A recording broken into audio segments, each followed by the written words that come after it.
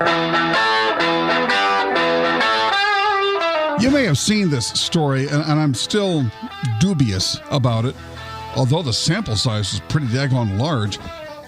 They, at a university in Great Britain, they interviewed 5,000 couples. 5,000.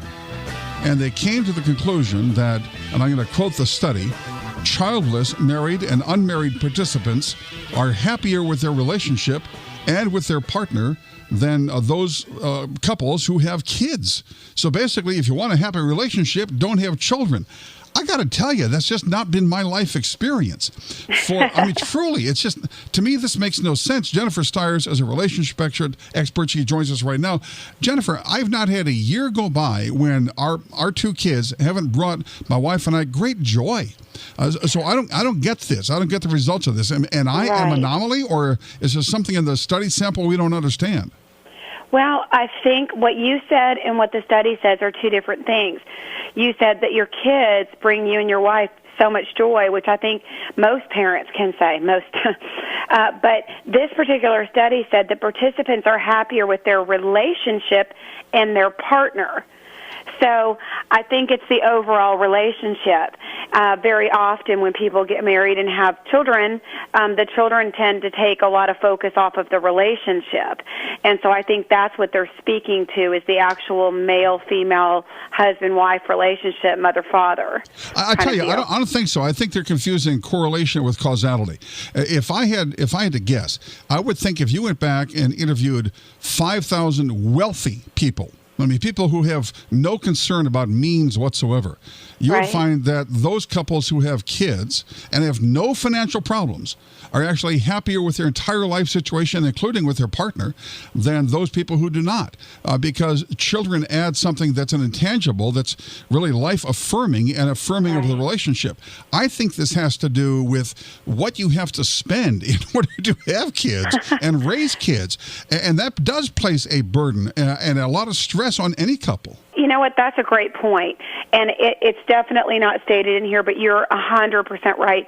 And the fact that, you move from a relationship where the focus is on each other to where the focus is on the children. And I'm just going to say what I hear as a counselor more often than not is that when the women have children, very often the women turn their attention and direction toward the children versus the husband, and the husband feels neglected. And it happens a lot. I mean, you're lucky that it didn't happen in your marriage, and your wife obviously learned how to balance your children and you and your emotional needs. But I hear differently from many husbands that are fathers that have a hard time dealing with the fact that they've taken a major backseat as far as the relationship is concerned. Has that ever crossed the men who you counsel to say, "Excuse me, sweetheart, I'd like a little more attention on me"? That would be an elementary step, wouldn't it? Right. Yeah, I definitely. I think it's a woman's natural. It's our natural instinct to nurture and love and take care of what cannot take care of itself. And you tend to think of a man being able to do that.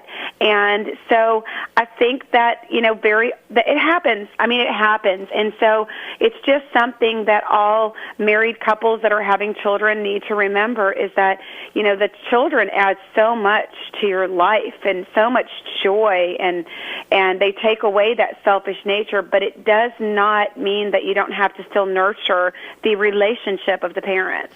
Jennifer, that's why I've made it a point of never actually maturing, so that my wife understands that she has to take care of me because I'm completely incapable of doing so myself.